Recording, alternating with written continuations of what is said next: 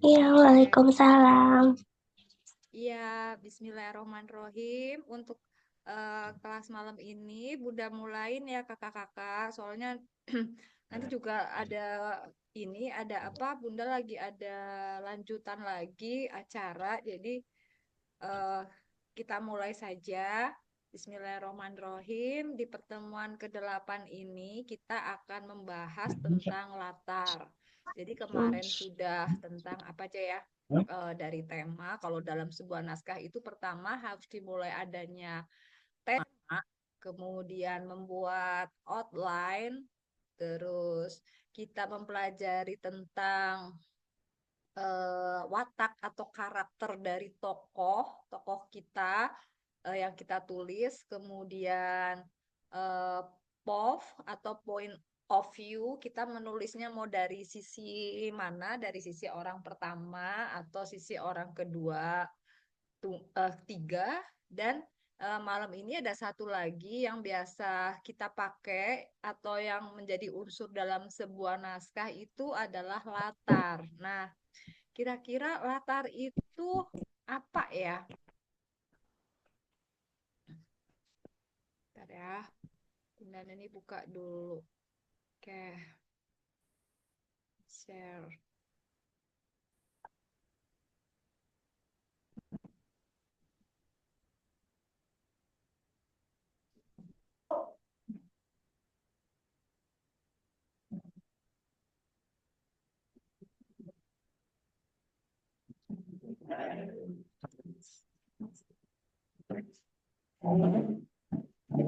Nah, ini latar jadi di dalam pelajaran bahasa Indonesia khususnya di kajian sastra, kadang terdapat beberapa unsur intrinsik yang berperan sebagai pembangun. Unsur intrinsik itu unsur yang dalam, ada dalam pembangun puisi, cerita, prosa, dan drama. Biasanya karya sastra memuat sebuah tema. Nah, yang kita pelajarin itu dari tema, kemudian alur ya. Kita juga ada pelajarin ada alur maju, alur mundur, atau alur yang berubah-ubah ya, ciksaw, kemudian latar yang kita pelajarin malam ini, kemudian tokoh dan penokohan sudah di 2 minggu yang lalu, serta sudut pandang atau point of view di minggu yang lalu. Jadi latar ini termasuk merupakan unsur intrinsik di dalam sebuah karya sastra. Nah, ada yang menurut Burhan Nurgiantoro dalam teori pengkajian sastra di 2009 halaman 23, unsur intrinsik itu didefinisikan sebagai penyusun karya yang identitasnya terdapat dalam karya itu sendiri. Jadi baik secara jelas itu eksplisit maupun tidak implisit. Biasanya pembaca dapat mengetahui unsur-unsur tersebut setelah membaca tulisan terlebih dahulu. Nah, jadi ini menurut salah satu tokoh karya sastra Burhan Nurgiantoro, yaitu di teorinya itu eh, penyusunan karya itu identitasnya dalam karya itu bisa dilihat secara jelas. Secara jelas itu berarti eksplisit, dan kalau tidak itu implisit. Nanti apa eksplisit implisit coba kita lihat lagi di halaman berikutnya ya. Nah, unsur latar. Di antara beberapa unsur ini terdapat salah satu pembangun yang disebut latar. Nah, tadi selain ada tema, eh, penokohan, kemudian alur, terus point of ini latar dibagi menjadi ada 3 jenis. Latar itu apa sih? Jadi kalau bercerita kita pasti ada yang unsur waktunya, kapan itu waktu, when ya, kapan. Kemudian suasananya, situasinya seperti apa, how.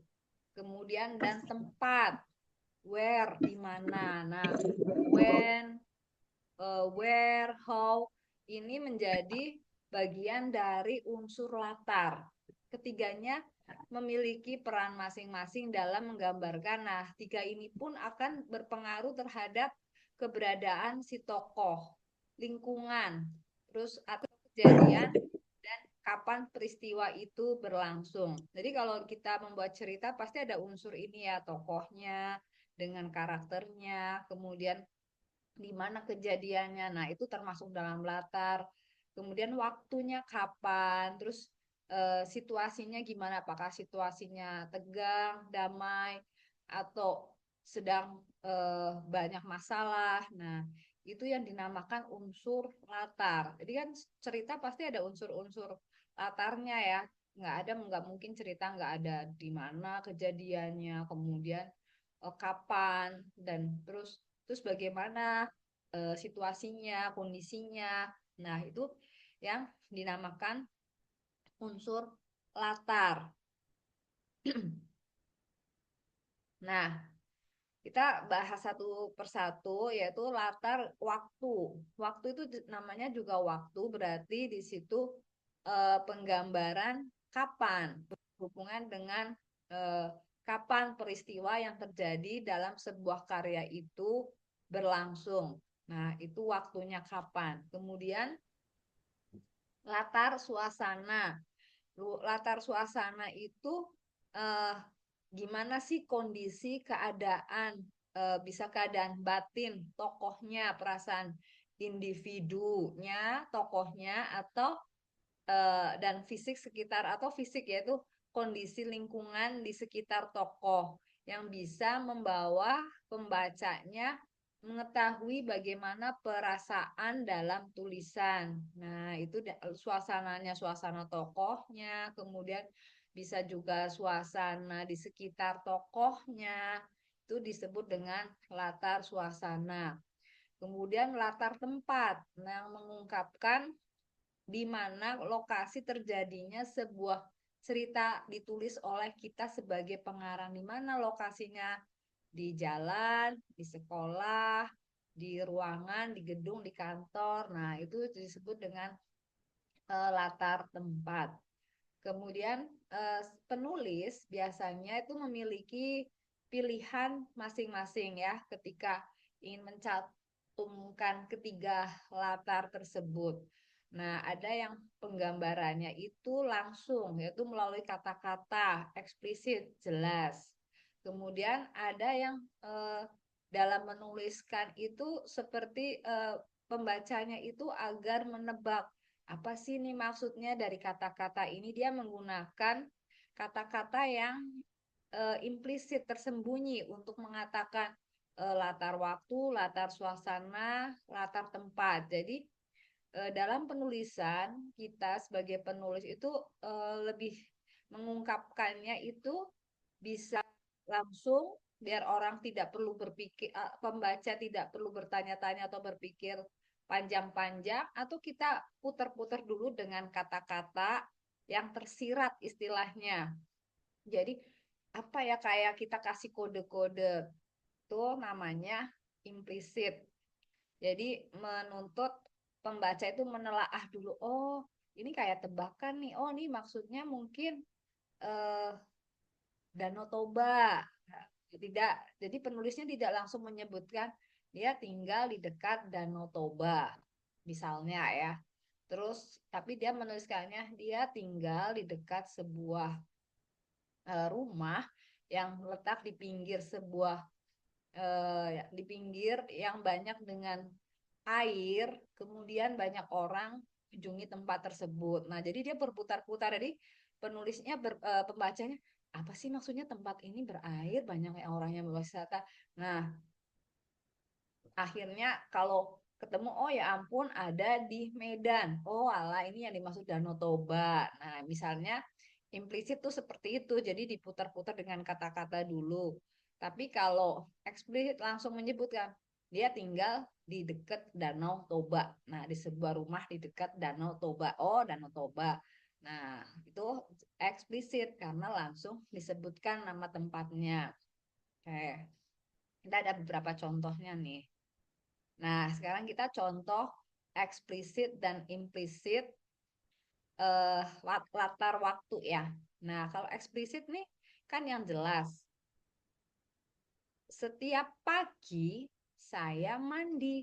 Nah, udah jelas kan memang setiap pagi saya mandi. Nah, Kalau kita mau menyebut implisit, eh, implisit pagi hari ya. Ini maksudnya pagi hari.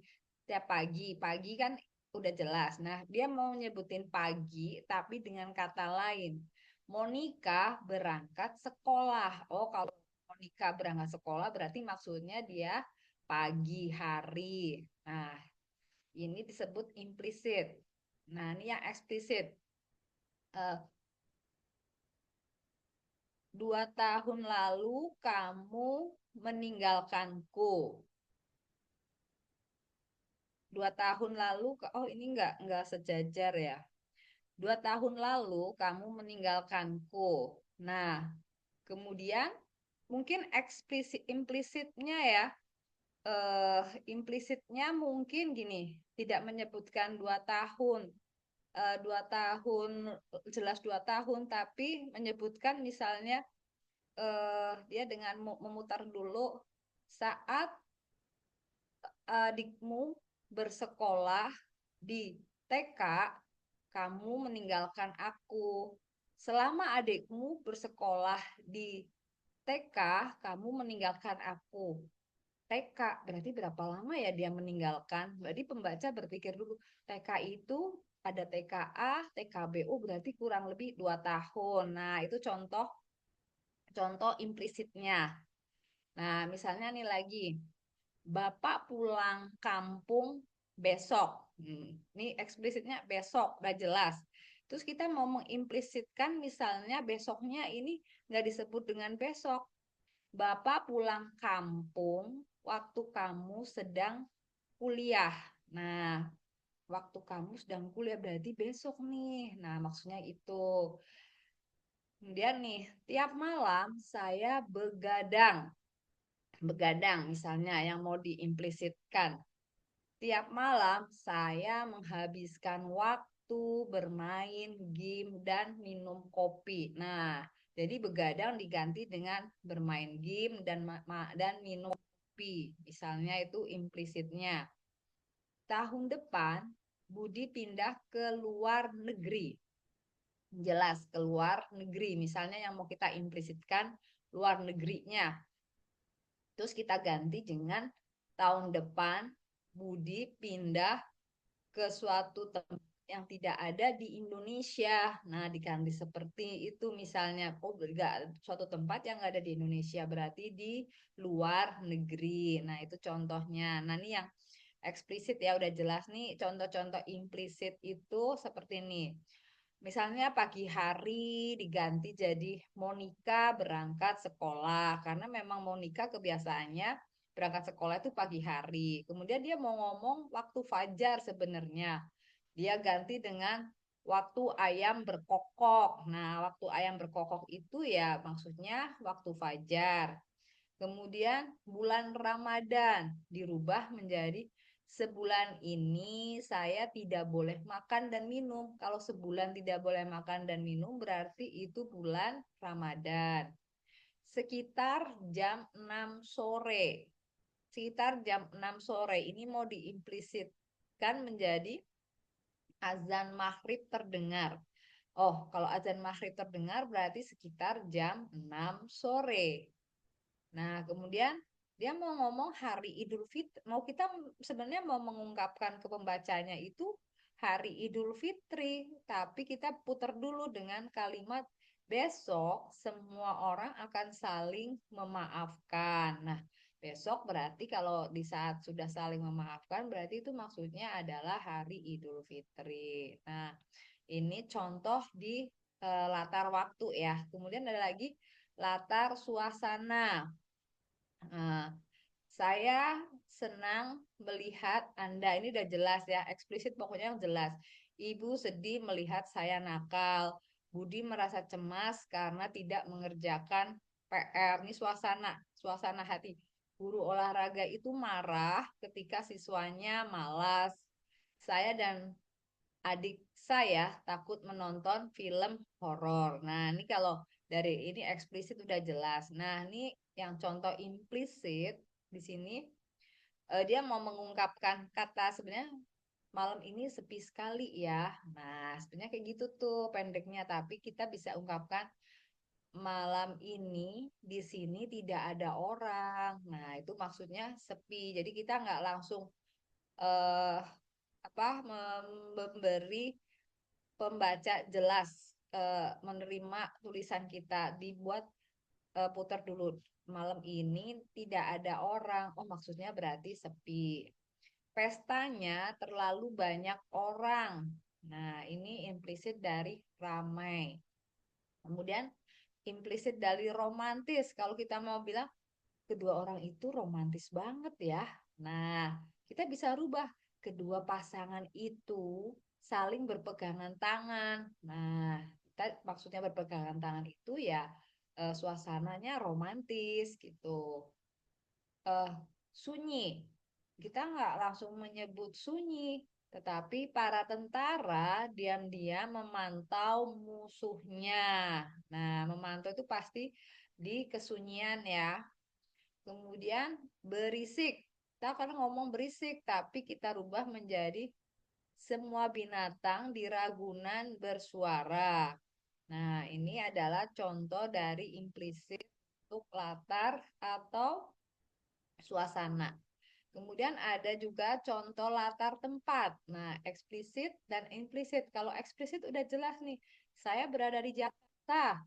Nah, kalau kita mau implisit kan Jakarta, bisa kita saya berada di kota yang menjadi pusat kegiatan ekonomi di Indonesia. Nah, maksudnya itu Jakarta. London adalah tempat kelahiran saya. Nah, kalau kita mau implisitin London, berarti kita rubah London itu apa? Identik dengan apa misalnya? Oh, Prince Wales sedang melakukan kunjungan di tempat kelahiran saya. Nah, Prince Wales itu berarti London. Kemudian perpustakaan itu ada di ujung lorong. Latar tempatnya ini perpustakaan. Kita misalnya mau perpustakaannya diimplisitkan, berarti bisa kita ganti perpustakaan itu apa ya? Ruangan yang penuh dengan buku-buku yang berserakan itu ada di ujung lorong, misalnya diganti dengan itu. Ruangan itu penuh hantu. Nah, ruangan ya, tempat. Mau kita ganti apa? Di pojok tempat, di pojok ada sebuah sofa yang selalu bergerak sendiri. Nah, misalnya diganti itu tempat yang penuh dengan hantu. Nah, misalnya itu. Sekarang saya belajar di rumah. Nah, di rumah kan tempat latarnya ya, mau kita rubah. Misalnya kita implisitkan, sekarang saya belajar di tempat yang paling membuat diri saya merasa nyaman. Nah, maksudnya itu ya di rumah. Kemudian ini yang jelas implisit ya, perpustakaan. Kita ganti dengan seluruh buku tersusun rapi di sini. Kemudian pengen nyebutin hutan, tapi kemudian diganti dengan saya dikelilingi pohon setiap berjalan. Ingin menulis tentang pantai, tapi kita ingin implisit. Nah, di atas pasir kami melihat matahari dan hamparan ombak. Berarti apa nih? Yang dimaksud pasti pantai ya. Pasir, ada matahari, hamparan ombak. Kemudian kita ingin mengatakan rumah, tapi kita dengan implisit saya tinggal di bawah atap surga. Jadi kita merasa rumah kita adalah surga kita. Kita sebutnya dengan atap surga. Kemudian kita mau sebenarnya itu dekat rel ya, tapi kita ingin memakai kata-kata lalu lalang kereta terdengar jelas di sini. Maksudnya ya adanya kereta ada di mana? Ya di dekat rel. Nah, itu. Ini contoh implisit. Oke. Nah, itu kakak-kakak. Jadi hari ini kita tentang latar, di mana latar ini pasti ada di dalam sebuah karya tulisan kita, karena latar itu mencakup tentang waktu, kemudian tempat, dan suasana. Di mana dalam penulisannya tadi kita bisa implisit dan eksplisit. Tuh. Nah, itu materi kita di hari ini. Ada yang ingin ditanyakan, kakak-kakak?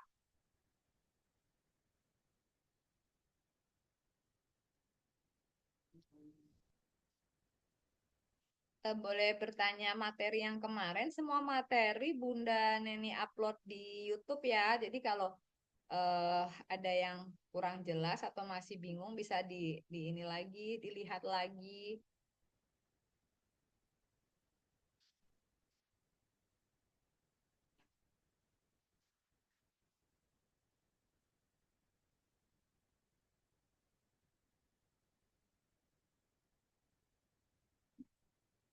Oke, kalau ini Bunda mau share kemarin Raisa ya yang kirim puisi ya. Mungkin kita bisa rapikan bersama nih puisinya Kakak Raisa.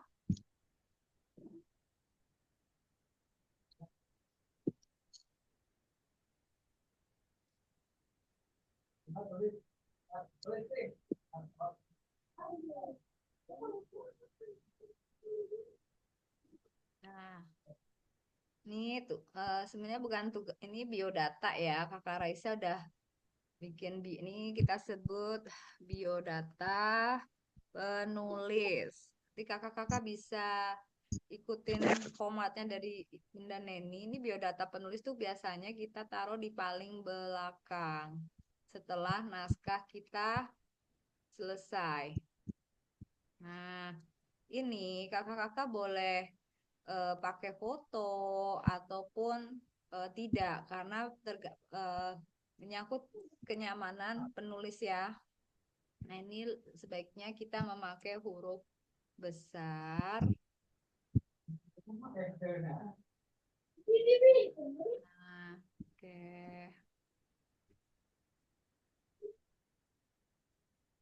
Hmm,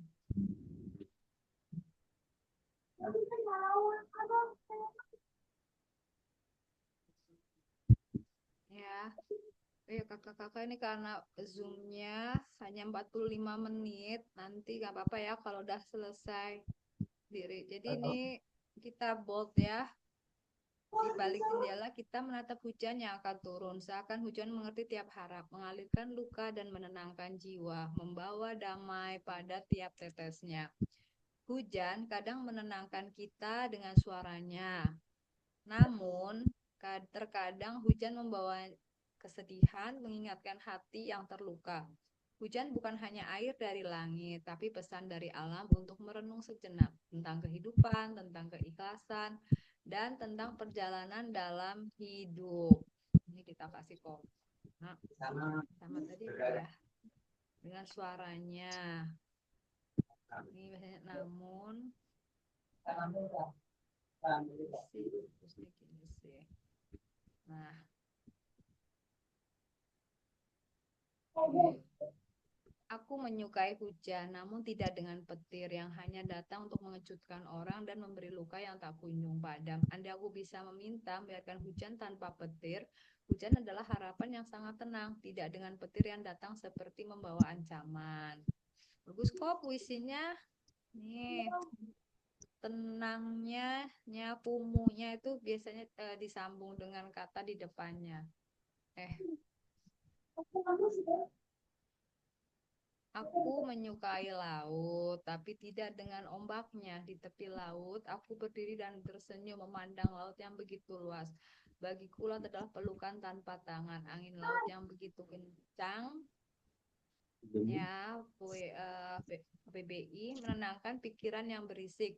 Pasir hangat di bawah telapak kaki seakan kita sambung berbicara. Lepaskan semua bebanmu, nih, kumunya tuh disambung dan kalau menunjukkan tempat itu dipisah. Hmm, dialog. Langit memeluk birunya air, menyatu tanpa batas, laut berbisik dengan lembut, menyimpan rahasia, memeluk sunyi yang larut. Visinya ada tiga ya, Kak. Nih, akhir yang terduga. Kita tak pernah ingin begini, cinta yang terjalin lama harus mati mendadak. Aku mencintaimu dengan tulus, tapi dunia miskan kita untuk pergi. Air mata jatuh tanpa suara. Setiap tetes air mata bercerita, mengingat semua kenangan yang sudah lalu, menggulung semua harapan hingga retak. Aku biarkan ia jatuh sampai luka ini perlahan tertutup waktu. Air mata ini bukan kelemahan, namun setiap jatuhnya mengingatkan betapa beratnya perjalanan kita. Selamat tinggal kasih yang dulu indah. Meski perih aku rela berpisah. Dan jika takdir memberi waktu, mungkin suatu hari nanti kita bersatu. Semoga langkahmu menemukan cahaya dan aku akan berdamai dengan luka. Loh, bagus nih karangannya punya Kakak Raisa. Ditunggu ya. Buat kakak-kakak yang lain nanti kita rapikan bersama. Jadi ini kalau puisi sih satu halaman satu ya nanti. Nah, oke. Nah, ini biodatanya. Oke. Nah, ada yang mau ditanyakan kakak-kakak? Karena naskahnya baru masuk dua, jadi dan ini bisa baru share yang kemarin sama yang ini punya Kak Raisa. Nanti ditunggu yang punya kakak-kakak lainnya boleh via email atau mau japri Bunda Neni boleh. Nih Bunda Neni tulis emailnya.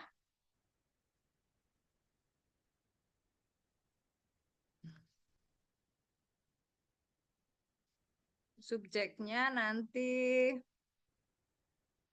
PKBM Adin. Ya, kalau mau WA 0816641454. Oke. Tuh kakak-kakak.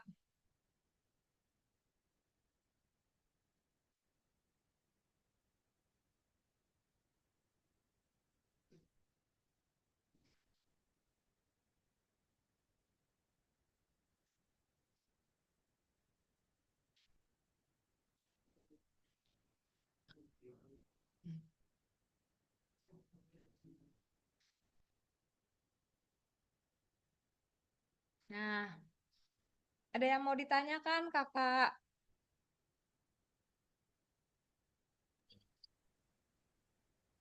Ada yang masih bingung dengan tulisannya?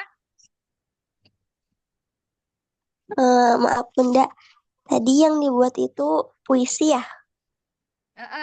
Puisi. Ah, enggak, tugasnya bebas. Kakak-kakak boleh bikin, boleh buat puisi, boleh buat kumpulan quotes, boleh cerpen, boleh tulisan non fiksi. Kata Bunda Dian dikasih kebebasan. Jadi apa yang ingin ditulis, silahkan kakak-kakak tulis aja. Nanti kita rapikan bersama. Oh begitu. Untuk Iya. kalau untuk membuat cerpen itu minimal paragrafnya berapa Bunda? Maaf lupa. Juga dibebaskan kakak, kata Bunda Dian, pokoknya kita dibebaskan mau mungkin hanya bisa satu halaman atau bahkan setengah halaman.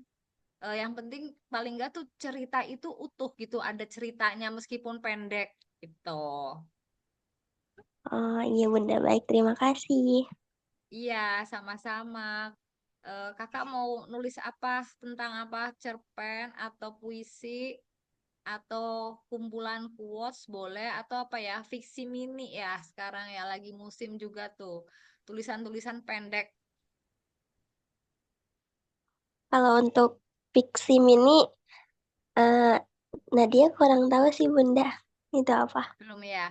Ya, jadi fiksi Iya, mini itu kurang dari eh eh berkisar antara 300 kata sampai 500 kata, Kak. Kalau cerpen kan 1.000 kata ya minimal. Tuh. iya. Oh begitu. Iya.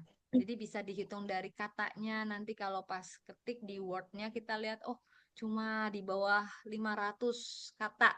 Berarti itu bisa disebut dengan fiksi mini.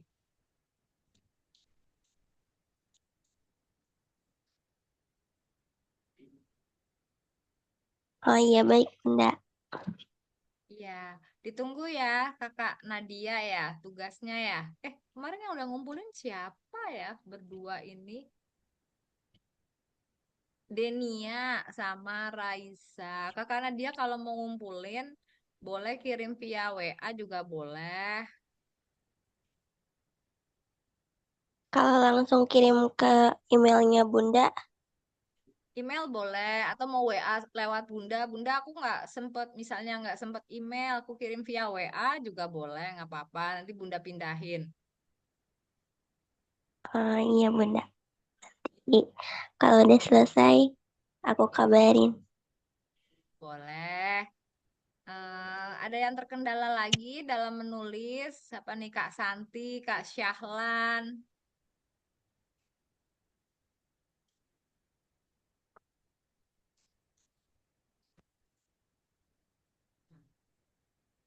Kak Nanat? Oke, namun ada. Iya Kak, ada yang mau ini ditanyakan? Sepertinya tidak ada lagi ya Bunda. Tidak ada lagi ya. Berarti Ya, malam ini cukup ya. Ini 2 menit lagi kayaknya akan apa berakhir ininya Zoom-nya. Kalau ada yang mau ditanyakan belum saat ini bisa WA Bunda. Misalnya Bunda aku kesulitan nih, aku punya tema ini tapi gimana ya memulainya? Boleh Japri ya kakak-kakak. Karena ini jadi tugas akhir ya. Nggak tahu nih kata Bunda Dian sampai kapan ya pengumpulannya? Nanti Bunda Neni konfirmasi lagi ke Bunda Dian buat tugas akhir kakak-kakak. Oke, kakak-kakak, udah Deni tutup Apa dulu ya? ya untuk malam ini. Terima kasih. Wabillahi taufik wal hidayah. Assalamualaikum warahmatullahi wabarakatuh. Selamat istirahat, Kak.